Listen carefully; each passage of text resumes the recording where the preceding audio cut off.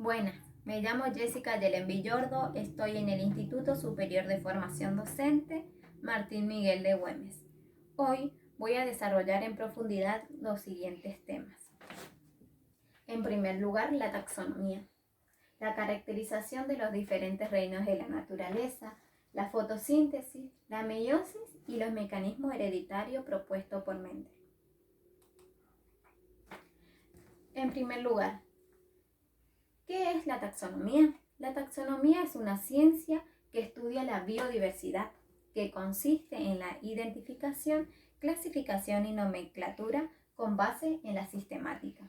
¿La sistemática qué estudia? La sistemática estudia las relaciones evolutivas y de parentesco entre los organismos. Se lo puede denominar taxón a cualquier grupo de organismos dentro de una categoría, de una clasificación, jerarquizada entre seres vivos. La biodiversidad es la variación de especies que requiere de una clasificación que le permita agruparlas para su conocimiento y estudio. Carlos Linneo es un naturalista quien desarrolló la clasificación jerarquizada, propuesta por la Medicia, que la especie es una unidad menor y por ende cada categoría o taxón se encuentra dentro de otra categoría, en este caso llamaríamos una categoría superior. También en la nomenclatura binomial, que consiste en dos palabras en latín. La primera es un nombre genérico y la segunda es un epíteto específico. En la categoría taxonómica encontramos una clasificación de forma descendiente. En primer lugar, el dominio, el reino, el filum, el orden, la clase, la familia, el género y la especie. En el reino de la naturaleza, como todos sabemos, los seres vivos se clasifican en dos grandes grupos: aquellos que tienen células sin núcleo y aquellos que tienen célula con núcleo. Cuando nos referimos a las células sin núcleo, hacemos referencia a los procariotas. Son aquellas que no tienen separación del núcleo con el citoplasma. Otro dato, que estas no poseen orgánulos membranosos. En este caso, solo encontramos el reino de los moneras, que incluyen a los unicelulares, es decir, su número de células son unicelulares. Y su nutrición es autótrofos o heterótrofos. ¿A qué hacemos referencia cuando dice que son autótrofos? Cuando son organismos productores. Esto quiere decir que son ellos mismos quienes realizan su propio alimento. Su función es anabólica, necesita de la luz lumínica y química. También tienen cloroplasto. El cloroplasto es el encargado de captar la energía química, para la producción de los azúcares por el medio de la fotosíntesis. En este caso, por ejemplo, las bacterias. Cuando nos referimos a las células con núcleo, estas se subdividen por dos grupos, nuevamente, por aquellos que no forman tejidos y los que forman tejidos. Los reinos que encontramos en los que no forman tejidos es el reino protista y el reino de los hongos o del fungi. En este caso, el número de células de los protistas son unicelulares o pluricelulares, dependiendo, porque las algas son pluricelulares o unicelulares también, y el heterótrofos y autótrofos son el modo de alimentación de ambos.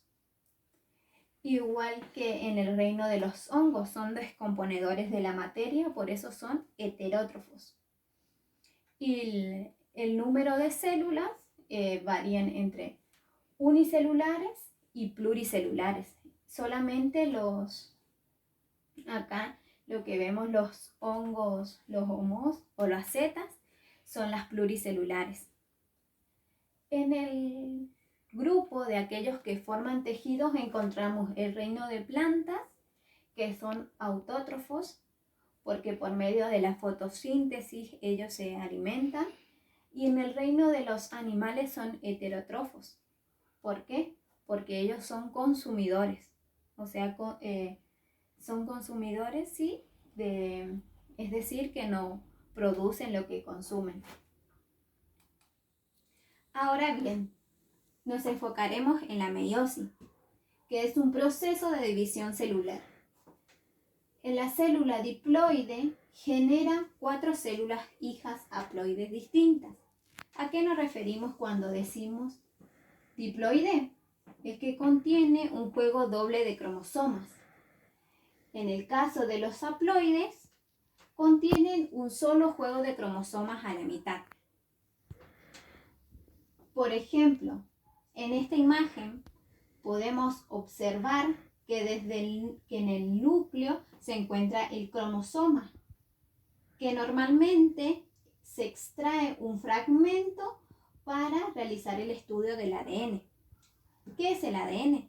El ADN es un material que contiene los genes, siendo así el pilar fundamental del cuerpo humano.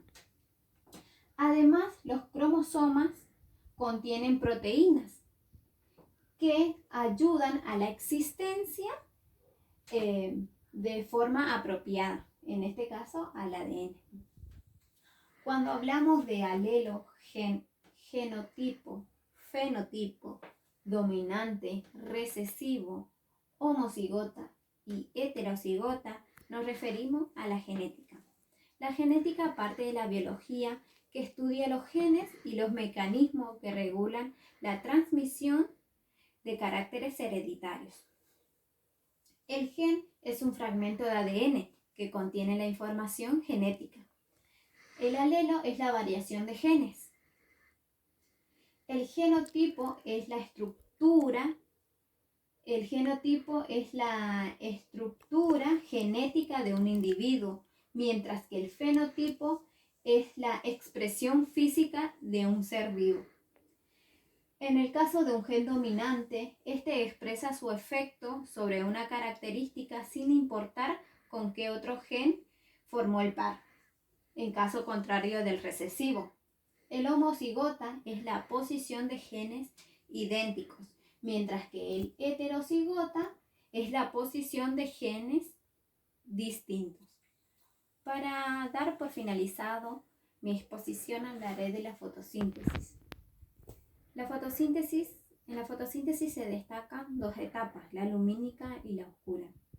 En la lumínica permite que se acumule la energía química, como así también la liberación del oxígeno a la atmósfera. En la oscura se consume el dióxido de carbono, y la energía acumulada para formar azúcares. La fotosíntesis es el proceso en el cual la energía de luz se convierte en energía química en forma de azúcares. De esta manera se crean moléculas de glucosa a partir del agua y del dióxido de carbono. El oxígeno se libera como subproducto. En este punto se estarán preguntando, ¿cuál es el otro aspecto más importante de la fotosíntesis? Pues, la ecuación. En esta imagen se puede ver de manera clara cómo está compuesta la fórmula. Por un lado, se observan moléculas inorgánicas. Esta conforma el agua y el dióxido de carbono. A su vez, la molécula orgánica está conformada por la glucosa. A esta se la incluye el oxígeno.